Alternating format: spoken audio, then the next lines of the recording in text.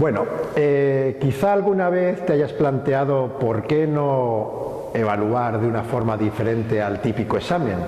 Pues os voy a plantear una experiencia interesante de cómo podemos evaluar sin exámenes. Podríamos, o yo creo que habría que partir de una idea fundamental, que es la de calificar no es evaluar. Normalmente los exámenes nos dan una nota, un número, pero ahí estamos realmente abarcando todo lo que el alumno o alumna ha aprendido. Seguramente no. Tenemos que ir más allá de ese número. ¿Y cómo lo podemos hacer? Pues realmente practicando lo que es una evaluación. Una evaluación implicaría valorar una situación para poder mejorarla, implicaría también reflexionar sobre el proceso educativo e implicaría también valorar el trabajo de esfuerzo, el proceso que un alumno tiene para llegar a aprender algo o no. Y también, y esto es algo que no deberíamos olvidar, también deberíamos evaluar el proceso de enseñanza, es decir, cómo nosotros y nosotras como profesores y profesoras impartimos eso que hacemos. El proceso clásico del examen, ¿qué es lo que suele provocar? Pues suele provocar un estrés muy grande en el alumnado y suele también provocar que el alumno sienta que memoriza algo, lo echa o lo vomita todo en un examen y es que inmediatamente lo olvida. ¿Qué ocurre? Que el aprendizaje no se estabiliza, que es lo que se pretende. Y a partir de esto también decimos, o podemos pensar, si aprueba ese alumno, ¿con eso tenemos la certeza de que ha aprendido mucho? Si suspende ese alumno, ¿tenemos la certeza de que no ha aprendido? ¿Confundimos aprender con memorizar?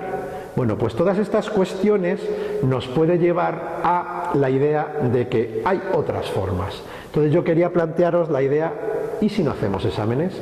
¿Y si evaluamos de otra forma? Esto es una experiencia que he planteado con mi alumnado de formación profesional y ha tenido un éxito, con lo cual quería compartirlo. Al principio, si tú planteas al alumnado no hacer exámenes, las opiniones son de duda, de no tenerlo claro, de cómo va a salir la nota, etc. Pero esas primeras dudas seguramente creo que en el proceso se van a ir solventando. ¿Cómo se podría llevar a cabo? Pues en lugar del examen típico podemos utilizar trabajos, es decir, trabajos periódicos, tanto individuales o grupales, que el alumnado debe ir realizando en base a los contenidos. Y luego, los contenidos que en un examen preguntamos, ¿cómo podemos valorarlo? Pues la propuesta es utilizar dos instrumentos fundamentales. Por un lado, el diario de aprendizaje. Un diario de aprendizaje en el cual el alumno día a día va anotando los contenidos que va viendo ese día. Las reflexiones que le da ese contenido, qué utilidades le saca a eso, qué dudas plantean esos contenidos. De esa forma, en ese diario que él va anotando, como decía, de manera diaria, va reflejando y va interiorizando lo que se ve ese día. Eso es un proceso que duraría todo el curso o en cada una de las evaluaciones. A ello habría que añadirle lo que es una entrevista personalizada, una entrevista en la cual hay un diálogo entre profesor, alumno o alumna. En ese diálogo se habla de cómo ve el profesor al alumnado, pero también cómo se ve el alumnado, es decir, hay una autoevaluación del alumno.